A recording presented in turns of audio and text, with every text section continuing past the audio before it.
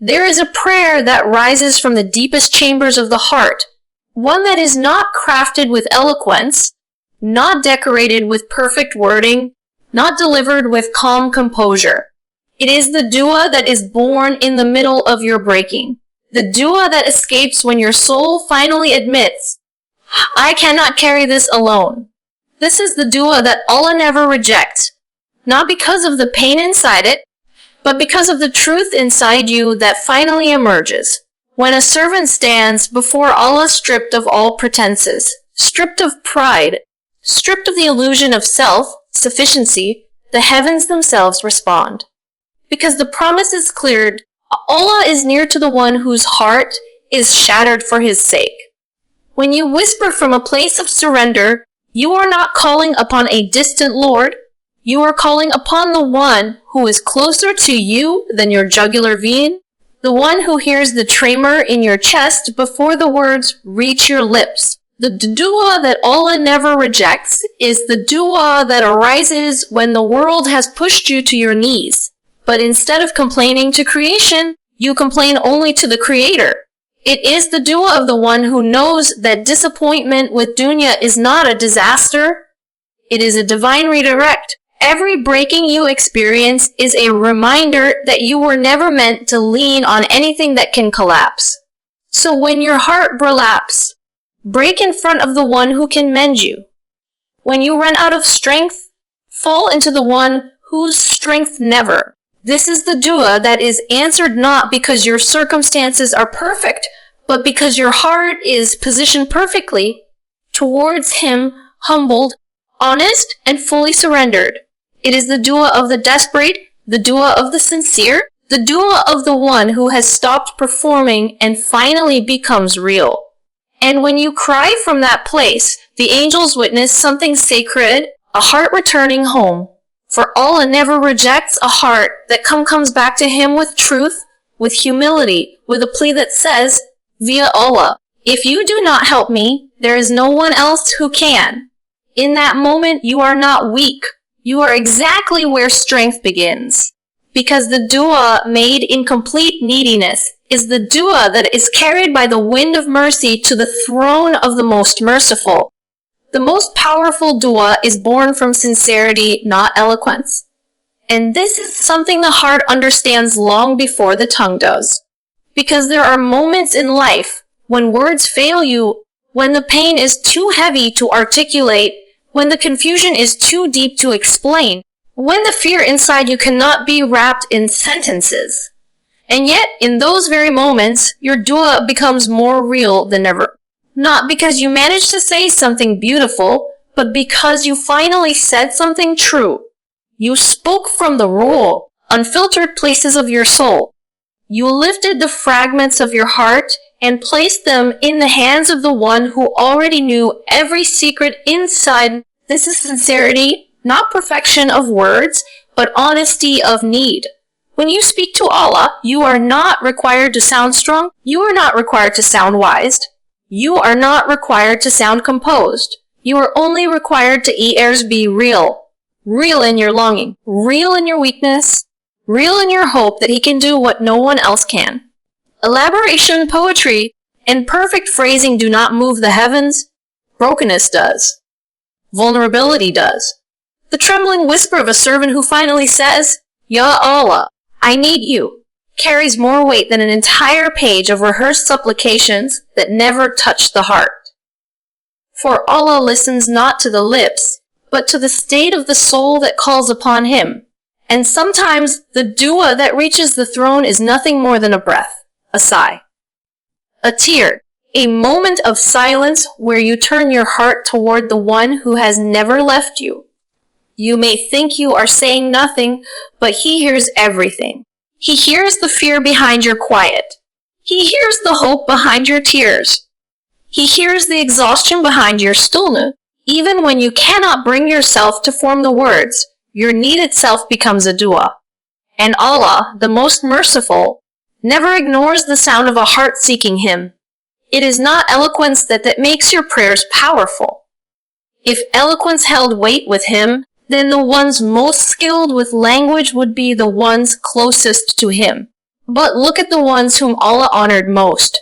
Prophets who cried out to him from caves, deserts, wells, and nights filled with loneliness. Their words were simple.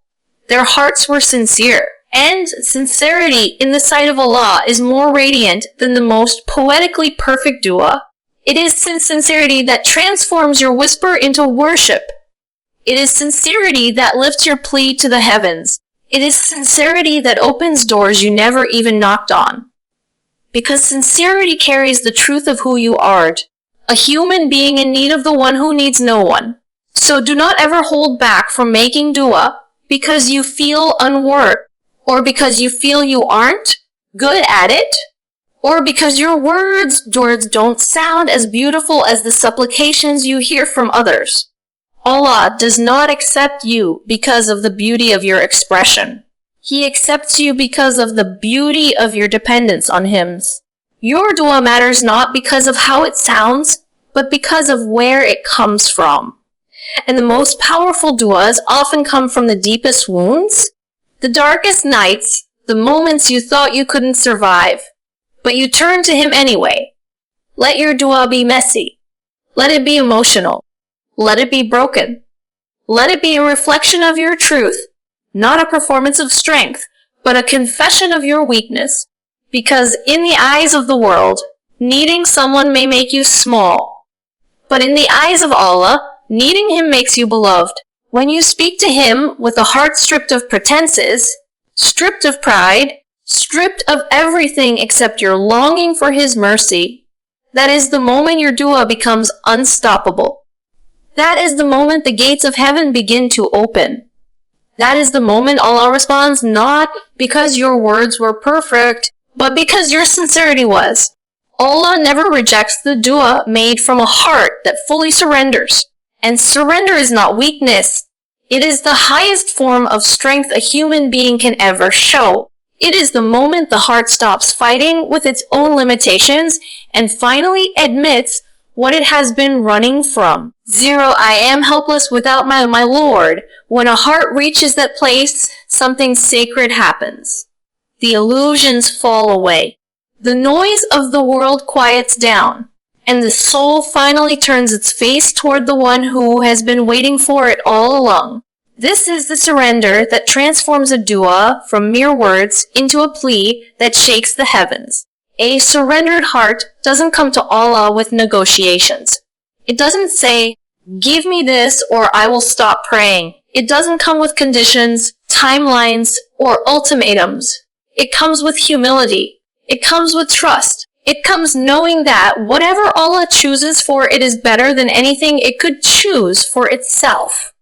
A surrendered heart says, Ya Allah, I want this, but I want you more. If this is good for me, open it.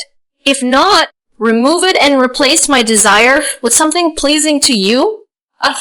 When you make dua like this, you step into a divine surdic. Allah will not reject a heart that lets go of the world just to hold on to Him.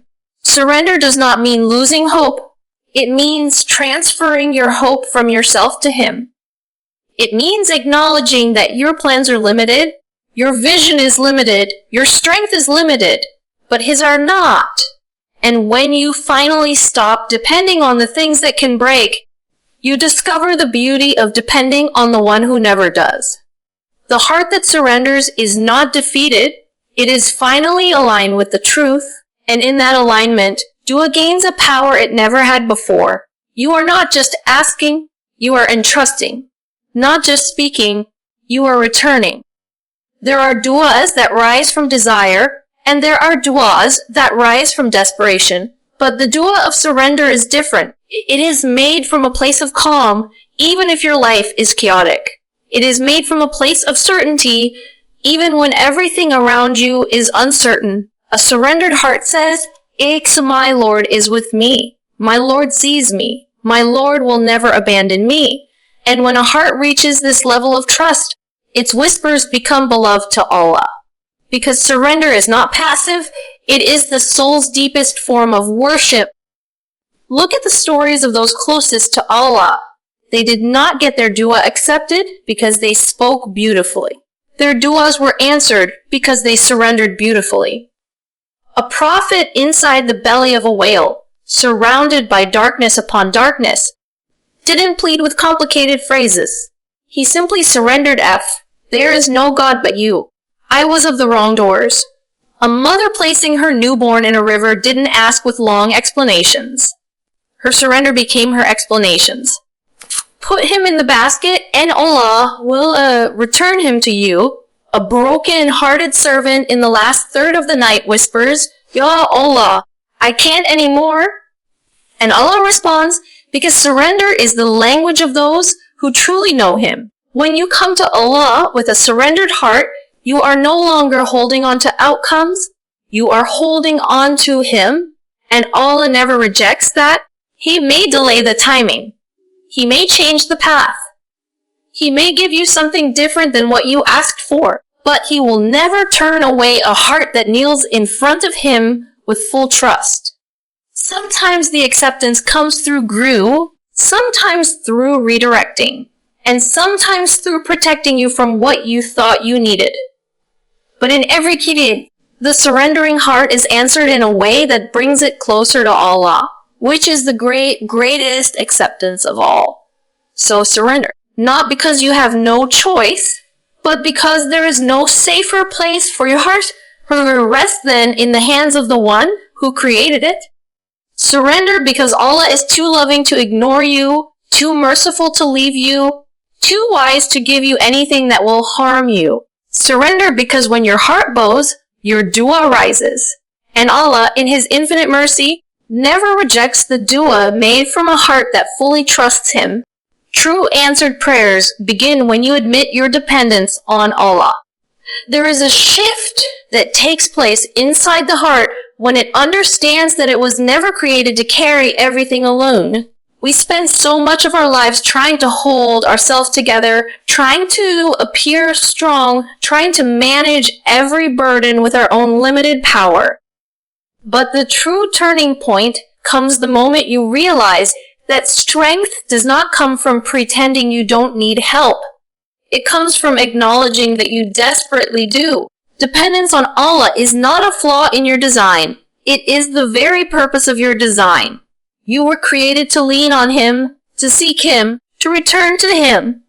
And when you finally admit that your dua stops being a formality and becomes a lifeline, there is a subtle barrier that blocks many of our prayers, an inner resistance that whispers, I can handle this, or I'll figure it out. This is the illusion of self-sufficiency, and it is one of the heaviest veils between the heart and its Lord. Because the heart that believes it can rely on itself will never call upon Allah with the depth that brings real transfer. But the heart that knows it is weak, the heart that knows it cannot even breathe without His permission, the heart that knows it is fragile and finite. This is the heart whose dua rises with sincerity. And Allah responds to sincerity in ways you cannot measure or predict. When you admit your dependence on Allah, your prayer no longer comes from a place of entitlement. It comes from a place of humility. You stop asking as someone who demands and start asking as someone who pleads. You stop expecting life to obey you and start expecting mercy to envelop you. The tone of your dua changes. The posture of your soul changes. Instead of saying, give me because I want, you begin to say, give me because I am helpless, and you are the only one who can. And there is immense power in this shift, because humility opens doors that pride keeps shut. Dependence is not humiliation. Dependence is intimacy. It means you recognize that Allah is the one who guides you when you feel lost, the one who heals you when your heart collapses, the one who protects you when you are unaware of the dangers around you, the one who provides for you before you even know what to ask for. When you admit your dependence on Him, you draw closer to the source of every blessing you have ever received. You draw closer to the one who has never left you, even in the moments you were least aware of Him. And this is where true answered prayers begin. When you stop treating dua as a transaction and start treating it as a confession of need. When your heart whispers, "Oh, Allah, I can't do this without you," something sacred happens. The walls you built around your vulnerability begin to crumble. The illusions you held about your own strength begin, and your soul bows in a way that is deeper than physical prostration. You surrender not in defeat, but in recognition of the truth that has been waiting for you, that you are held, sustained, and guided by a Lord who loves you more than you will ever understand. Dependence transforms dua into worship. It turns requests into acts of devotion. It turns fear into trust. It turns confusion into clarity. The moment you admit you need Allah is the moment He begins opening doors you didn't even knock on. It is the moment He places answers in places you never thought to look. It is the moment He rewrites your story with wisdom you didn't know you were asking for. Because when you finally acknowledge that you are the servant and He is the Lord, the entire universe realigns around that truth. So admit your need, admit your weakness, admit that you cannot heal your own wounds or guide your own heart or change your own destiny without His mercy. Do not hide your dependence, embrace it. Because in the eyes of Allah, the heart that needs Him the most is the heart that is closest to Him. And true answered prayers do not begin with perfect words. They begin with the quiet, honest admission ba'az, "Ya Allah, I am nothing without you." Here is the expanded peace. Your breaking is not a curse. It is the opening for divine mercy. We are taught to fear the moments when life shatters, when the weight becomes unbearable, when the heart cracks in places we never expected. But what we often do not realize is that the moments we label as endings are often the moments Allah calls us back to Him most gently, most lovingly. Your breaking is not a sign that you are being punished. It is a sign that Allah is preparing your heart for something deeper, something purer, something lighter, something you could not have carried if you remained whole in the way you were before. There are kinds of strength you only discover when everything you relied on collapses. There are layers of yourself you only meet when the superficial comforts are stripped away. There is a closeness to Allah that you only taste when your soul finally admits, "I can't do this on my own." And that confession, so simple, so painful, so fragile, is often the very doorway through which divine mercy pours into your life. Allah does not enter closed hearts, but a broken heart has openings everywhere. It becomes easier for light to reach it, for guidance to seep into its corners, for compassion to flow in from places you never expected. We spend so much of our lives trying to hold ourselves together, trying to appear strong, stable, composed. But Allah does not ask you to be unbreakable. He asks you to be honest, to be vulnerable, to be willing to let go of what hurts you so He can replace it with what heals you. Sometimes the only way Allah can pull you away from something harmful is by letting it hurt enough for you to finally release it. And in that release, in that moment of letting go, your heart opens. And through that opening, mercy enters. If you look back at your life, you will see moments where you thought everything was falling apart, only to realize later that everything was falling into place.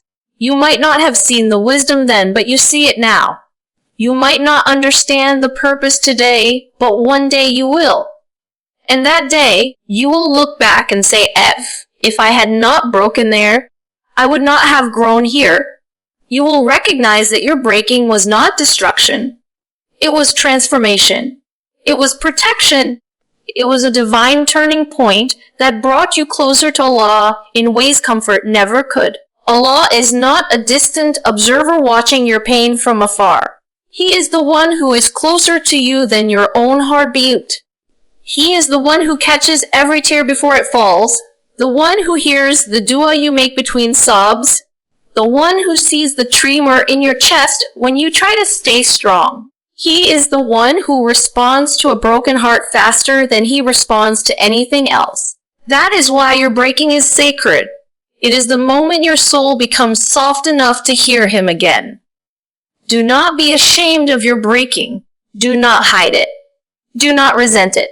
Allah breaks you only to rebuild you in a better form. He empties your heart only to fill it with something more beautiful. He removes people, situations, illusions, and attachments only to replace them with peace, clarity, and a deeper connection with Him. Sometimes you have to lose what you thought you needed in order to find what your soul truly needs: the nearness to the Most Merciful. So if you are breaking, let it break. Do not fight the process. Take it to Allah. Speak to Him through your cracks. Cry to Him through your wounds. He is not disappointed in your weakness. He is drawing you closer through it. Because the moment your world shakes is often the moment your dua rises. And the moment your heart breaks is often the moment His mercy descends. Your breaking is not the end of your story. It is the moment your story begins to make sense. It is the moment Allah starts rewriting your life with wisdom, tenderness, and compassion. And when the mercy arrives, and it will, you will understand why you had to break to be rebuilt. The dua of desperation is beloved because it reveals who you truly rely on. When life corners you in a place where no human hand can reach, no comforting words can fix, no plan can rescue, something profound happens inside the soul. Desperation strips away every illusion you once held, illusions of control, of strength, of self-sufficiency. It humbles you in a way that nothing else can. It exposes the truth of your heartache when everything falls apart. Who do you turn to? Whose name rises first from your trembling lips? Who do you cry out to when the world has no answers left to offer you? This moment is sacred because it is in this moment that your reliance becomes real, raw, and undeniably honest. A dua made in desperation is not polished. It is not rehearsed. It does not flow with poetic grace. It erupts. It escapes your chest like something that cannot stay inside any longer. It is the prayer that comes when your heart feels like it's drowning, and all you can do is reach upward with whatever strength you have left. And in that reaching, you reveal a truth that Allah loves, that despite your pain, despite your fear, despite the storms raging in your life, you believe that He is the only one who can save you. This submission, this neediness, this trembling dependence, this is what makes your dua beloved. Because desperation is not just pain, it is clarity. When your heart is desperate, it sees what the heart often forgets in times of ease. There is no rescuer but Allah, no healer but Allah, no protector but Allah.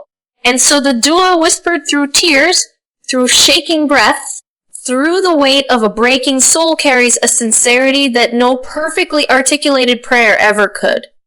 It is sincerity born out of truth, and truth is powerful. It pierces through the veils that dunya places over the heart. It purifies your intention in a way comfort never can.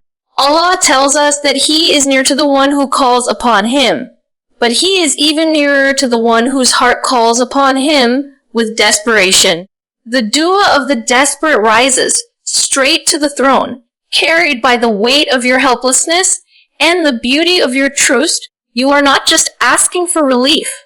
You are surrendering your entire being. You are saying, Ya Allah, I have nowhere else to go. You are my only hope.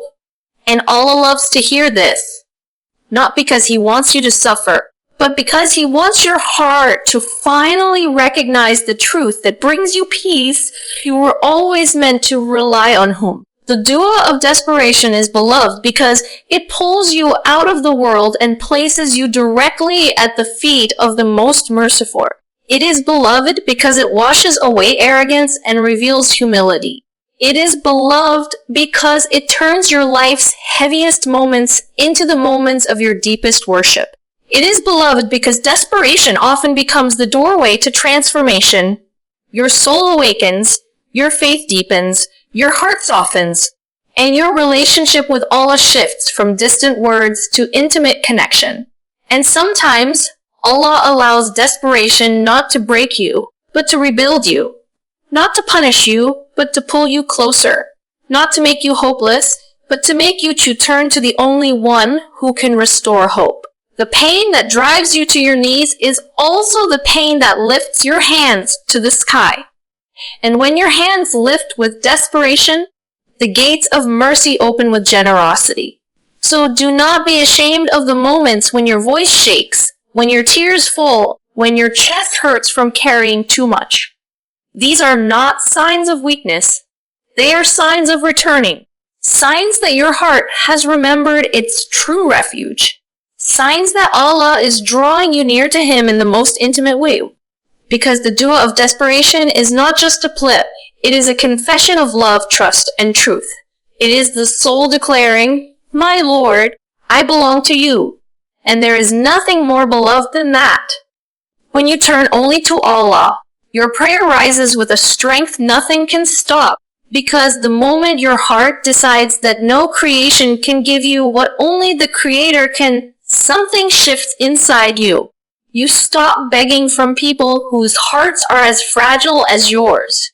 You stop chasing answers in places that were never meant to guide you. You stop exhausting yourself trying to convince the world to give you peace, validation, clarity, or healing. You walk toward the one who already knows the story your tongue is too tired to tell. And that moment, when you choose Him over everything else, is the moment your dua gains a power deeper than anything this world can understand.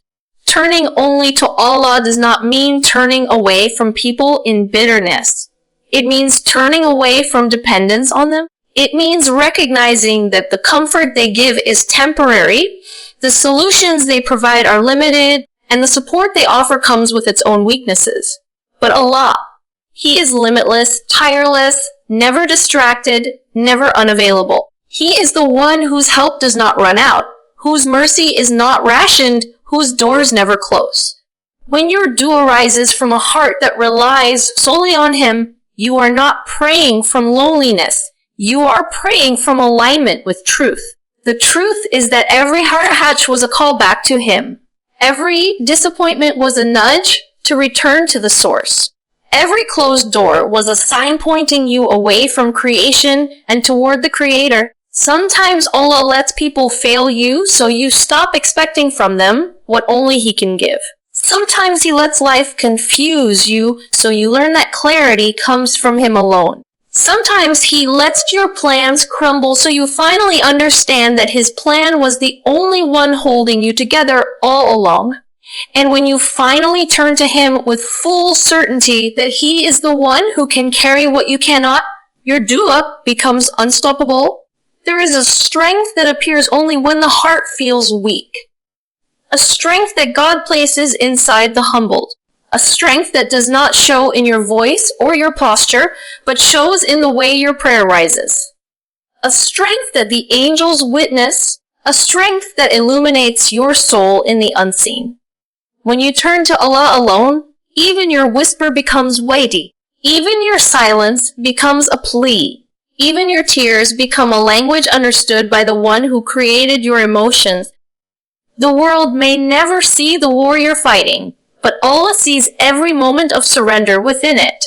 And perhaps that is why duas born in solitude are often answered with such beauty.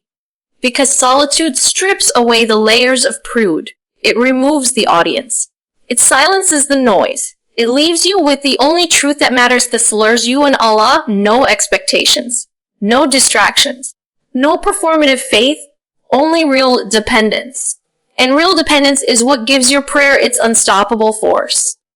It is the recognition that there is no path without Him, no healing without Him, no victory without Him, no peace without Him. When you turn only to Allah, your heart stops collapsing under the weight of wanting control. You stop drowning in the pressure to fix everything on your own. You stop blaming yourself for outcomes you never had the power to change. You start breathing with the knowledge that you are supported by a Lord who manages the affairs of every leaf, every heartbeat, every moment of your life. And how could a prayer directed to such a Lord ever be weak? Your dua rises with strength not because you raised your voice, but because you raised your trust.